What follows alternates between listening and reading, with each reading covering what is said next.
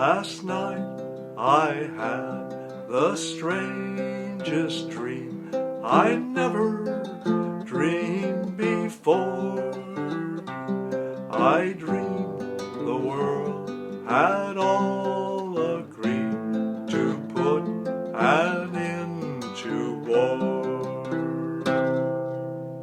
Welcome to Folk and Trad, a program that concentrates on folk music and arts here in the Puget Sound area. My name is Burt Meyer, your host for Folk and Trad, and the opening song was Last Night I Had the Strangest Dream by Ed McCurdy, a protest song out of the 60s, when protest songs were popular and helped to end the Vietnam War, helped to end segregation, and they're still being used for political rallies and for demonstrations. Such a rally took place last week down in Aberdeen, where Big Oil is trying to put an oil depot in the ecologically sensitive area of Grays Harbor. Dusty Rhodes and Hinkle sang several protest songs, and the Quinault Indian drummers held a victory song for the rally, and there were several speakers. So I'd like to present some excerpts from what took place at that anti-oil rally. To sail on a dream on a crystal clear ocean, right on the crest of a wild region storm. To work in the service, life and the living, in search of the answers to questions unknown.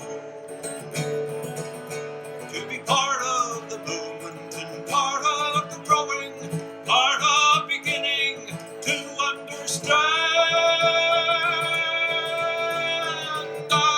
Calypso, the places you've been to, the things that you've shown us, the stories you tell. Calypso, I sing to your spirit, the men who have served you so long and so well.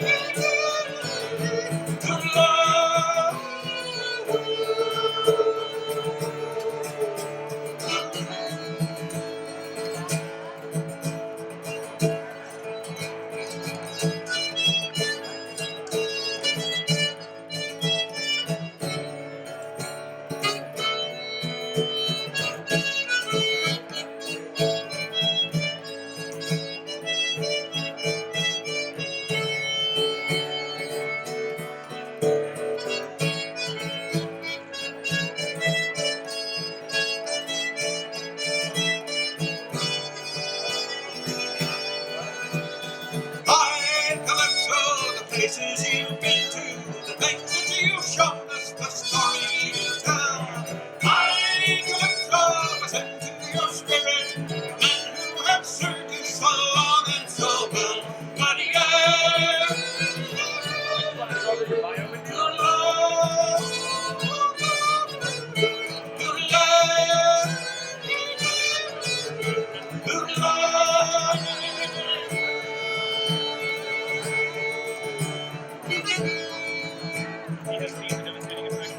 But like the dolphin who guide you, you bring us beside you, light up the darkness, show us the way. Although we are strangers in your silent world, to live on the land we must learn from the sea. To be true to the tide, free as a wind swell, joyful and loving, and letting it be. Calypso, the places you've been to, the things that you've shown us, the stories you tell. Calypso, I sing to your spirit, the men who have served us so long and so well.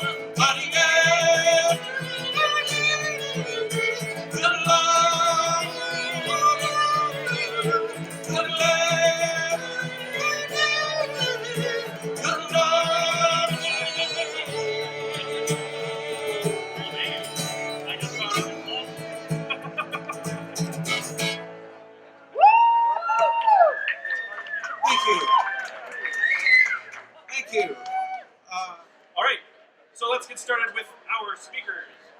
Speaker number one, we have President Fawn Sharp, the president of the Quinault Indian Nation. President Sharp was a lawyer by training and has held positions within the Quinault Indian Nation, including managing attorney and lead counsel. Thanks to the leadership of the Quinault Indian Nation 2 years ago, when these projects were first moving forward, we now have this opportunity to comment on the draft environmental impact statement. Please give a big round of applause to President Sharp.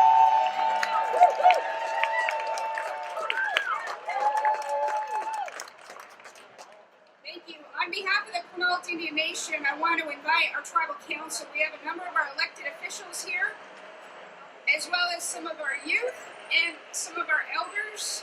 You heard from some of our cultural leaders.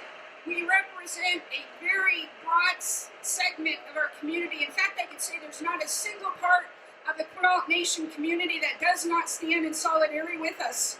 We believe in the fight. We believe that there is an outcome, that we're on the right side of this issue.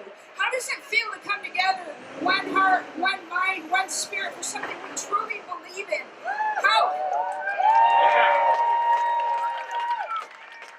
often do the citizenry have an opportunity to effectuate a future that we believe in? Some may think this is a foregone conclusion. Some may think the deal is done, but we know different. We know that the voices of the people matter.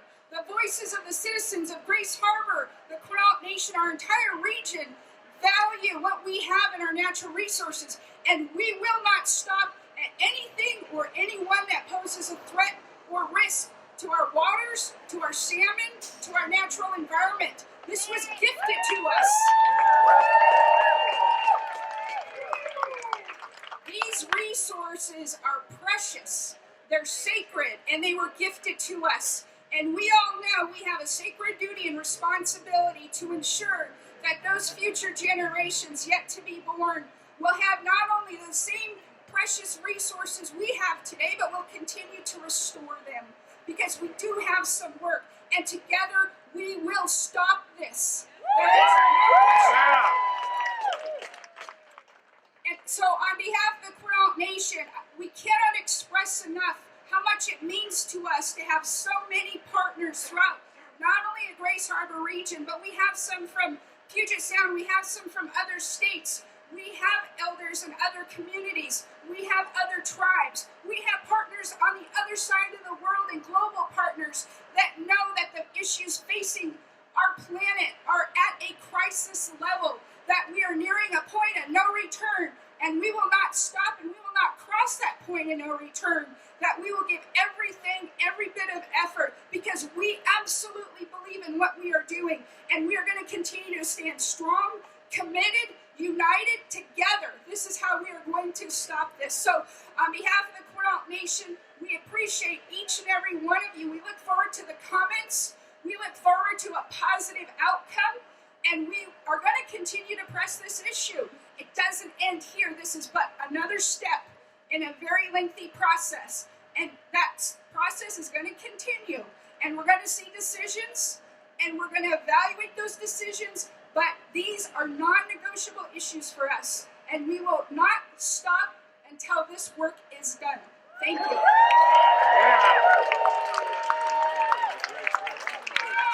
Welcome to sing. And my friend Hinkle is here to help out. And the guy who just played the accordion was Burt Meyer. We're all from Olympia, so here we go with the river. I was born in the path of the winter wind, raised where the mountains are old. Their springtime waters came dancing down. I remember the tale they told, the whistling waves of my younger days, too quickly have faded on by. Yet all of their memories linger on, like the light in a fading sky. Here's the chorus. River, take me along in your sunshine. Sing me your song, ever moving and winding and free. You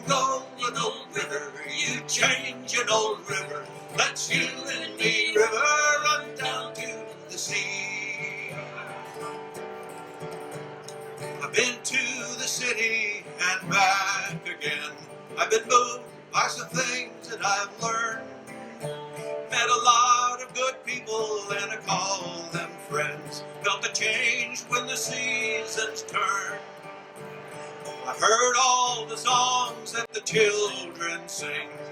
Listen to love's melodies. Felt my own music within me rise, like the wind in the autumn trees. Here we go. River, take me along in your sunshine. Sing me a song, every moving and winding and free. You roll an old river, you change an old river. Let's you and me, river, run down to the sea. Someday when the flowers are blooming still, someday when the grass is still green, my rolling waters will round the bend and flow into the open sea. So here's to the rainbow that followed me here. Here's to the friends that I know. Here's to the song that's within me now. I will sing it wherever I go. 2 times through. River, take me along in your sunshine. Sing me a song in every moving and winding and free. You roll an old river, you change an old river.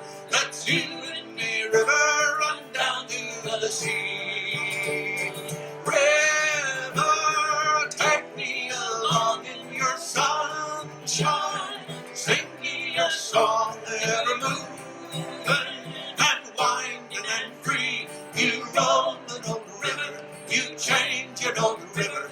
Let's you and me, river, run down to the sea.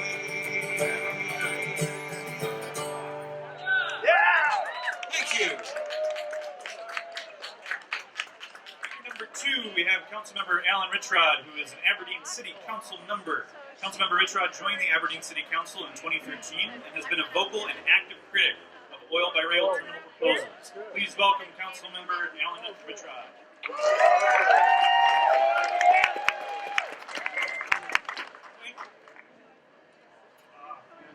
What a real honor to come up behind brothers and sisters who were stewards of this land. Our brothers and sisters who were stewards of this land before people like me got here. I wanted to share, I was going to speak to you off the cuff since I didn't have any notes, but I don't have any cuffs. So I was going to share with you an idea that I had come across where a young entrepreneur had said he had no doubt that the plant-based fuels and energy sources of the current day, with proper management, could easily replace the coal tar and oil energy sources of the current time, and that was Rudolf Diesel in 1911. His idea was he would build engines in his factory to sell to manufacturers of equipment that would sell that equipment to farmers who would grow crops, who would sell those crops to energy producers who would produce the fuel that ran the engines. That's called closing the loop. The city of Aberdeen unanimously passed a resolution against having oil facilities here in the city of Aberdeen. That was the first of the year. We also passed, with only 2 dissenting votes, a moratorium on permitting of any oil storage facilities within the city of Aberdeen. That runs out in January, but that gives us a chance, that gives us the time to rejigger the zoning laws and take a look at how we want to do this. The city of Hoquiam has now passed a law, an ordinance in the city of Hoquiam that you can't store crude oil. It doesn't apply to the current permits, so that makes it more important that we don't do that. But I wanted to share with you the idea. One of the driving ideas behind that was, if you take a bunch of land, 15, 20 acres down in a port area, and cover it with oil terminal tanks, these huge big tanks, some of which are down there already, you can see how big they are. Now you can't do anything else with it. And Aberdeen and Hoquiam were a run-down old timber community, and it's all gone, the mills are gone, everything's all falling apart. It's a clean slate, we can do whatever we want. We can make Grace Harbor, Washington, a place where the world comes to see how sustainable industry happens.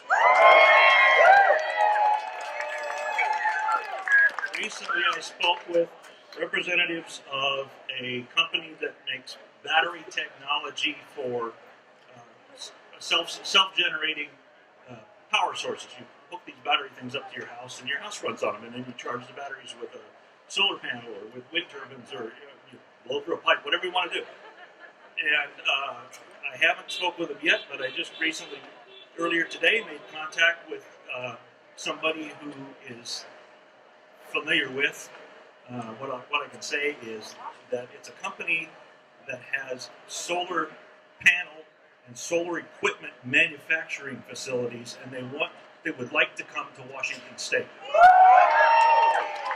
So instead of employing 30 to 50 people watching computer terminals at an oil facility, why can't we employ hundreds of people to do better things for the planet? That's the idea. We may call on some of you locally to help when the city moves along down the road for changing the zoning laws. It's a pretty simple change. It's essentially one sentence on the zoning laws. But the idea is that you can't stop the trains, but if you don't give them a place to put it, why would they come? Thank you. Boy, talk about support. Thank you. Here we go.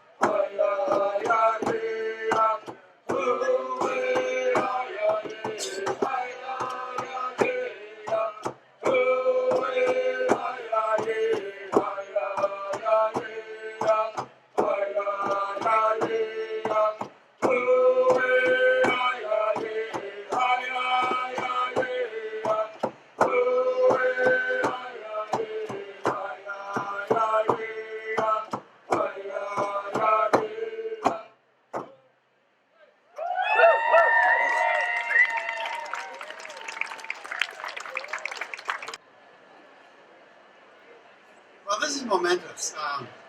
I'll tell you a little bit about my work in rural communities, but this is as good as it gets. So 2 days ago, in the New York Times was this headline: petroleum industry gains momentum and push to end the ban on U.S. oil imports.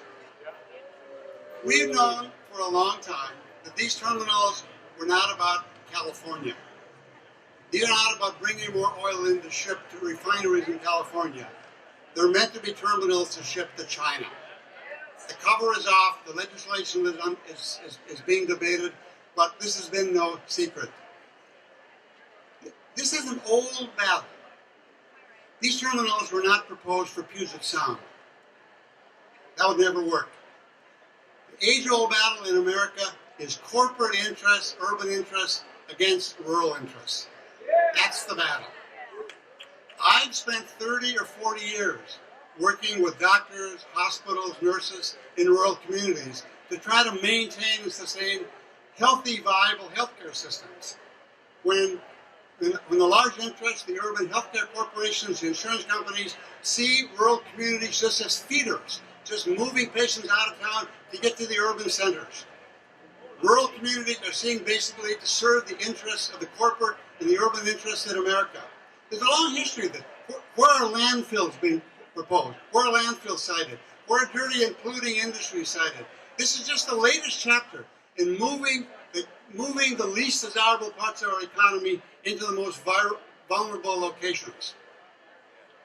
The hubris of the executives of these oil and railroad companies telling us that they can ship oil day after day by the millions of gallons year after year and not harm us is absolutely staggering. That they expect we should believe that. What they don't understand is the power of community.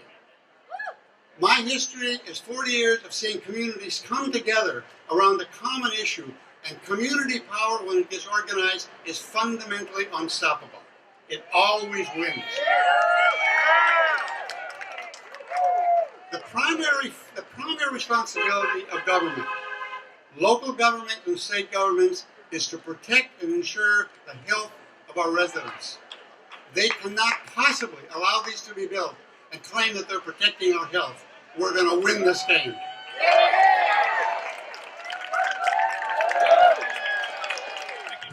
New words to an old song that was originally written by Bob Dylan, called "The Times They're A-Changin'." And I started writing this song as at the suggestion of my friend Burt, who is out here filming, after my grandson, who is 16, said to my daughter, his mother, one evening at the table, just out of the blue, "You know, Mom, you were born you were lucky to be born when you were, back in 1965. And she said, "Why is that?" He says, "Well, you got to see all the wonderful, neat things with space exploration and development of technology before the world begins to fall apart." And so kids get it. Okay, they're calling the hearing to order. Everybody, if you have lyrics, sing along. Come gather round, people, at the Capitol dome, and demand that your leaders save this planet, our home, and accept nothing less. You will not stand alone. If the earth to you is worth saving, then you better start calling. Go pick up the phone, for the climate on earth is a changing.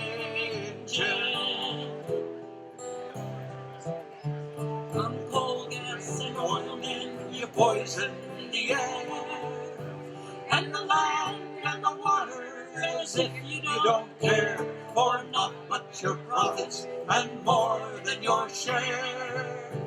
Well, your hour of reckoning's arriving.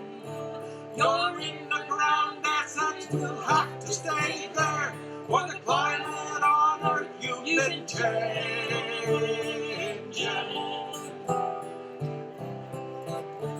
Come, senators, congressmen, answer the call.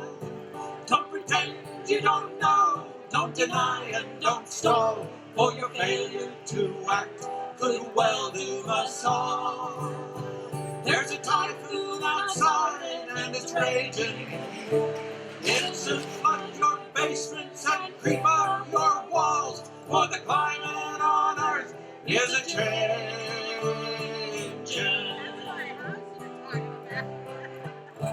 For mothers and fathers throughout the land, if you don't step up now, your kids won't understand. How will they forgive you if you don't lend a hand?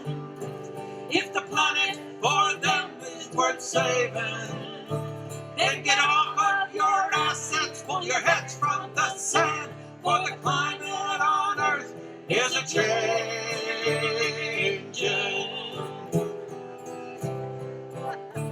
Indigenous peoples from both far and near reject the despoilers of Earth's biosphere, for the seventh generation too soon will be here.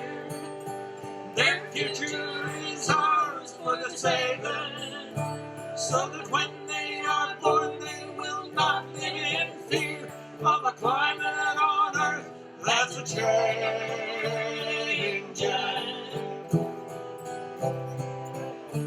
Yes, when they are born they must not live in fear of a climate on Earth that's a changing.